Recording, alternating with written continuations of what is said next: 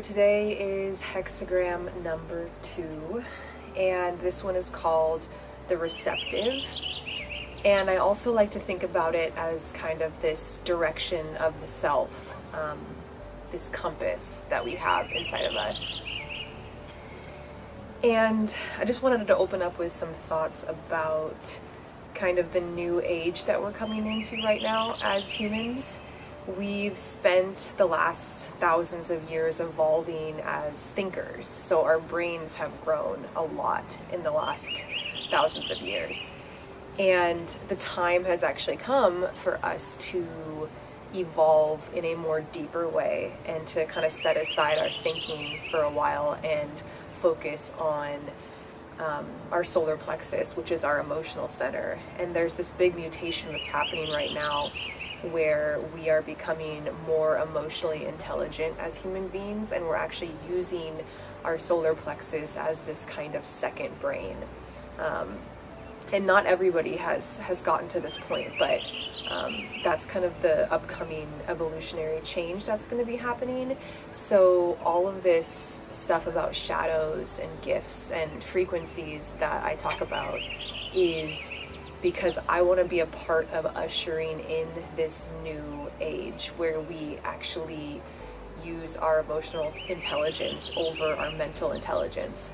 Because we've gotten to this point where our mental intelligence has run its course and has actually maybe gotten into this place where we're imbalanced as a culture, and we are actually destroying things like our environment because we are too focused on our mental processing instead of shifting into this emotional processing. So this time couldn't be more perfect for this mutation to be happening. And so I just want to encourage everybody to think about ushering in this time, because this is the way that we can all contribute to changing our systems and changing the way that we operate as a global community.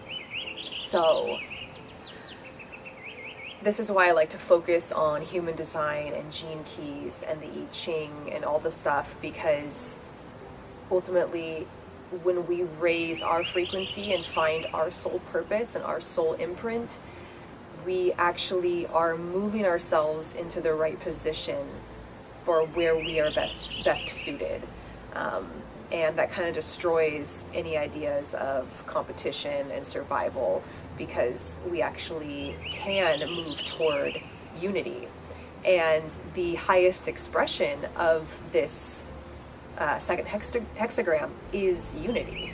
So that's what we're talking about today. And the shadow of this is dislocation.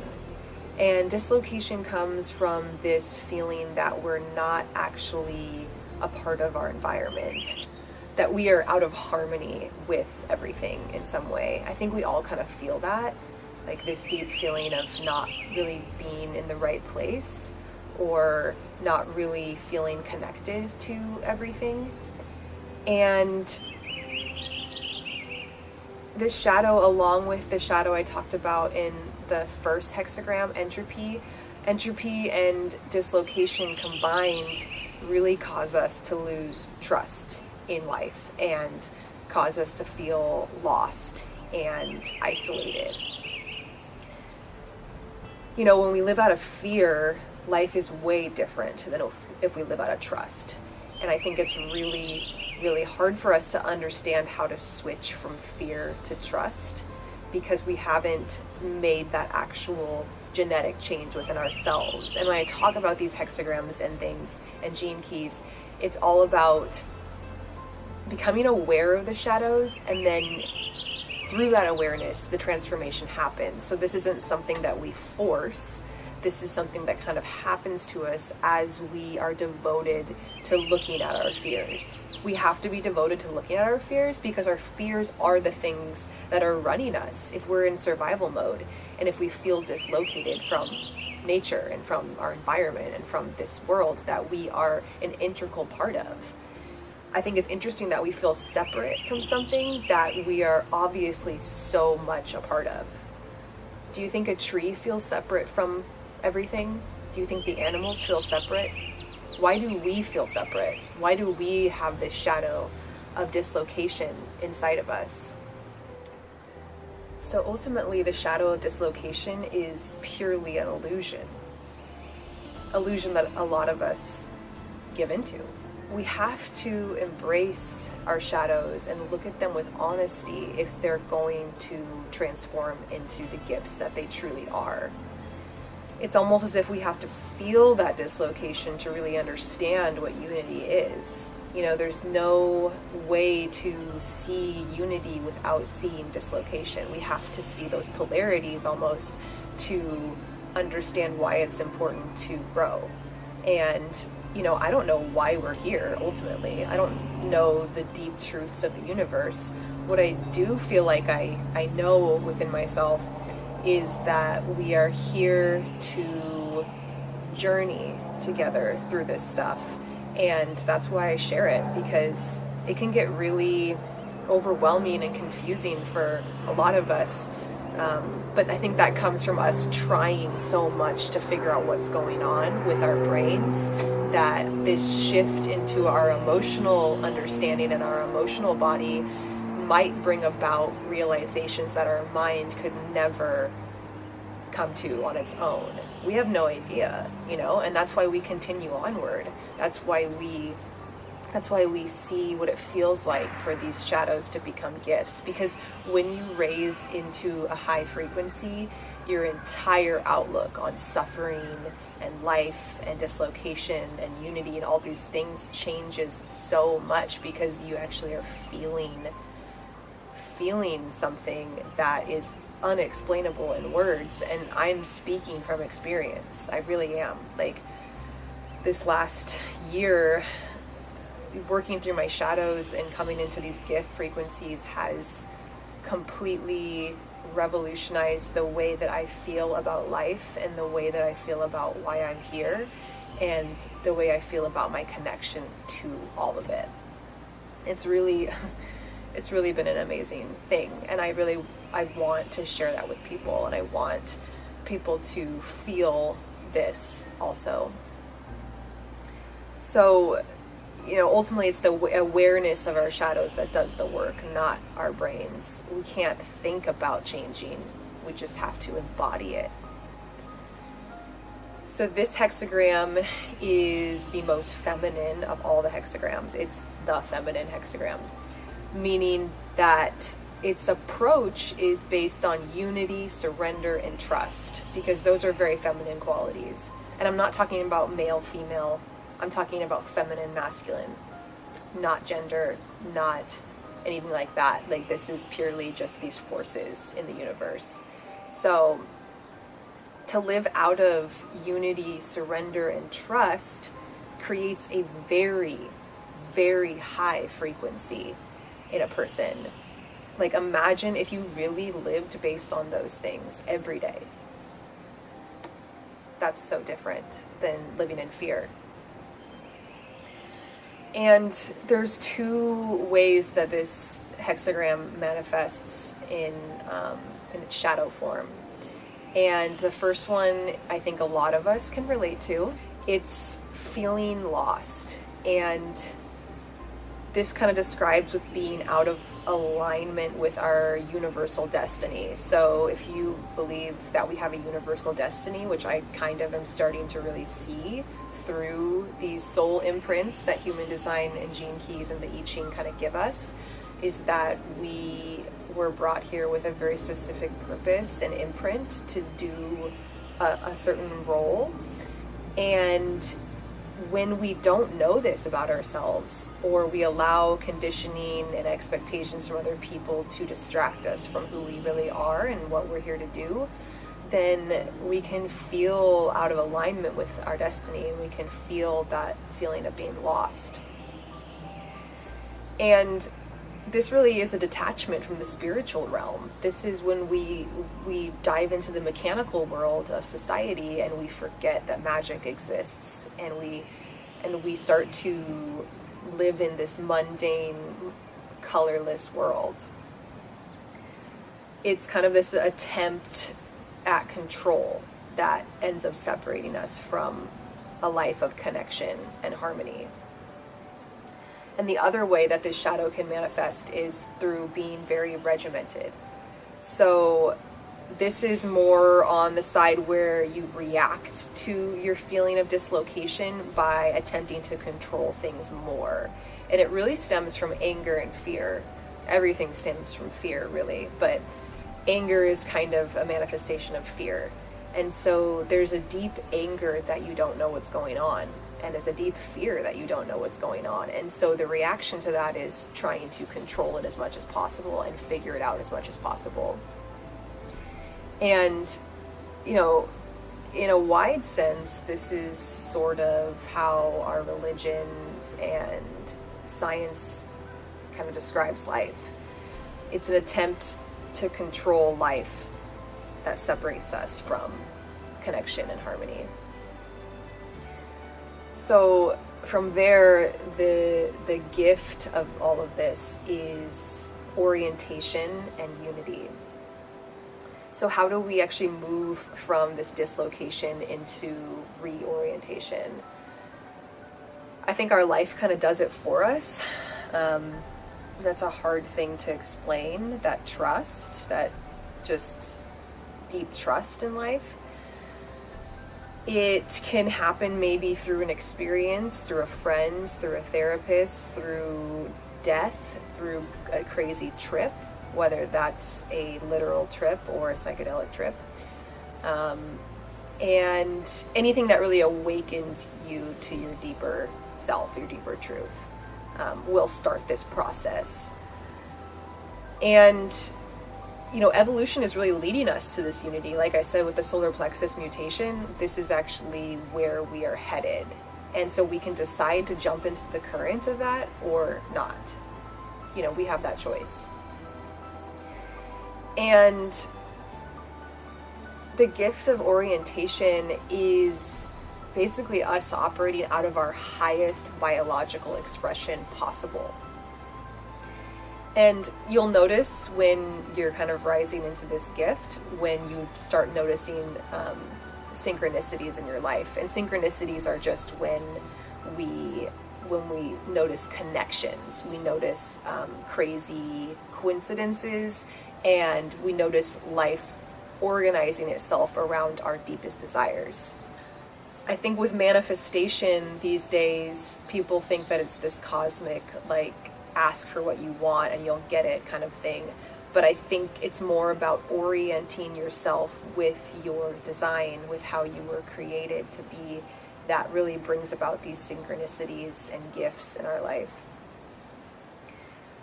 So, it's the direction of the self. This hexagram, it's this feeling that you know your direction and that you don't feel lost. And it's possible to actually get into this rhythm of life and this flow where you are in a more magical dimension, I would say. And I've been experiencing this a lot lately, that the more I actually respond to my deepest, most pure desires within myself, the more things seem to line up, and the more I feel like I'm getting into the flow. It's as if there's this big pattern that we're all a part of, and if we're not in our line on the pattern and we're over here, it can disrupt the entire thing. And so when we find that line again, all of a sudden there's just this huge flow of energy. And you know, it's our shadows that create this illusion that we have to be suffering all the time. We don't have to be suffering all the time. Pain is inevitable, but suffering is a choice. And I think when we discover this alignment that I'm talking about, we realize life really doesn't have to be as dark and painful as we make it. I think we just have to respond to our truth, really. And you might also experience this shift to the gift frequency through how you kind of approach your moods and emotions. And I talked about this in the first hexagram of just how we ride our emotional waves and how it's important not to see our down waves as negative, but actually as a place that we will grow from and get prepared and rejuvenated for our next time that we're feeling that energy of release and expression. So because our emotional waves are actually opportunities for transformation, and not something to be suffered through, as we allow this truth to grow in us, then we'll start to see our true self emerging from that. And we'll no longer be controlled by our emotions and our moods. We'll no longer feel like we're at the mercy of them. And then on top of that, we might also stop living out of the projections of other people, like what other people expect us to do with our lives. That is a huge piece of feeling lost, because you're not following your compass. You end up following everybody else's ideas for what you should be doing. And when we stop living out of other people's projections, we actually rise into our highest frequency, because we're following our own pattern and our own design. And this can't be done if other people are telling us how to do it. And one of my favorite and most interesting aspects of this hexagram that Richard Rudd, who wrote the Gene Keys, which are a huge inspiration for all of this, he says that the effect of this hexagram kind of rising into its gift frequency is, its effect on our DNA is that it creates kind of an attractor field. So when we have a low frequency in our body, we actually attract other low frequencies. So if you are in a low state, then the people around you might also be in a low state, or the environment around you might also be a low frequency. And so the way that our life really changes is that our DNA changes as we raise our frequency and as we understand these things deeply in our bodies and in our emotions and in our souls. And so, for those of you that, are interested in the science of it, there's literal chemicals and minerals and amino acids and things that are released in our body when we go into these high frequencies. So it's actually a physiological chemical happening. It's not just this woo-woo spiritual thing. It's all connected. It's all happening. So when these chemicals, amino acids, and minerals are released in our bodies, we actually create this, or I guess our bodies create this kind of magnetic force field around us that is kind of a built-in guidance system. It ends up being like a compass.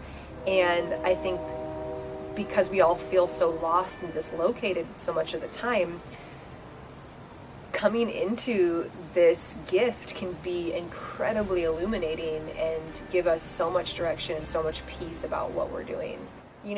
Animals have this electromagnetic field in them that kind of keeps them in tune with the wider rhythms. That's how they understand seasons. And we actually have this ability in us as well. But when we're taken over by the shadow of dislocation, we lose this tracker, we lose this feeling of knowing where we're going, and kind of we lose our GPS in a lot of ways. So as you live with more harmony in this electromagnetic power of your aura, then you'll magically start to align with life in a way that's really hard to understand or explain.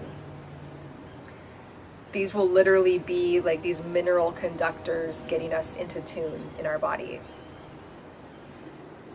So the people who are shifting in this way and are experiencing this will actually be the great empowering forces of our generation. because they'll have this GPS, they'll understand where to go, and they won't really know why, but they just will.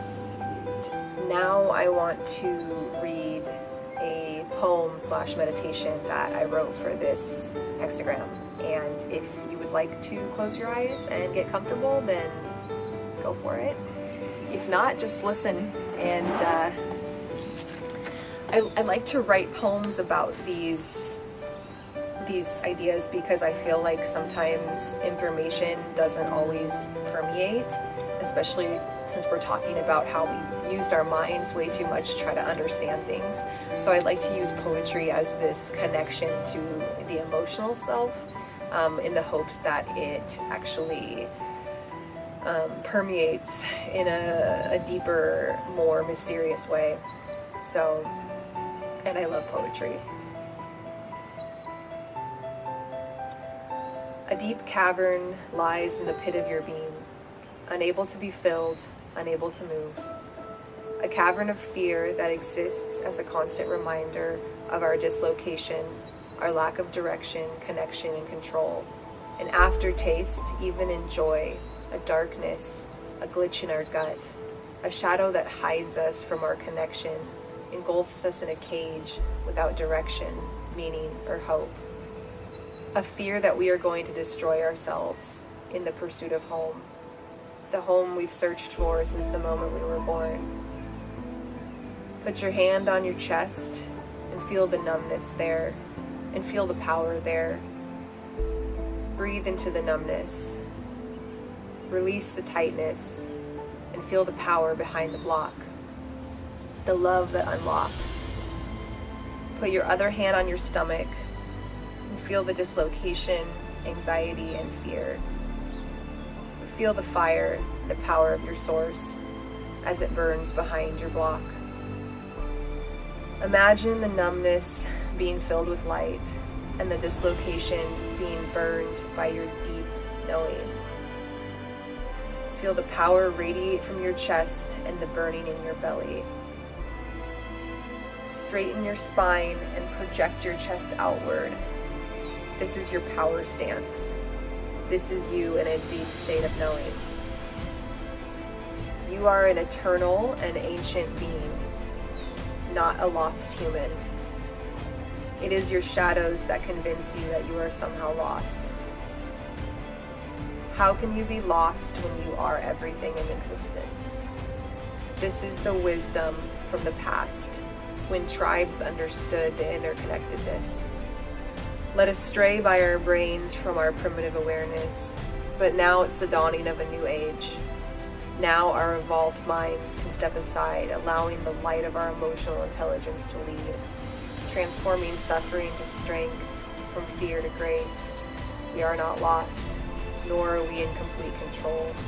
A wild dance of knowing and letting go, knowing and letting go. We move from dislocation to orientation through friendship, therapy, death, travel, anything that awakens this cavern within. This desire for unity, our highest expression, for synchronicity, brought into alignment with our flow, riding emotional waves and moods like a dance, not a robotic machine, like a surfer on a wave, a perfect balance of knowing the movements and letting go of control. And as you do, something awakens in you. The chemical components of this magic, releasing into your aura, aligning you with the wider rhythms, the feeling of fitting in for the first time, liberated by deep guidance, unspoken in words, aligning with life to become an empowering force, an expression of oneness, no longer lost.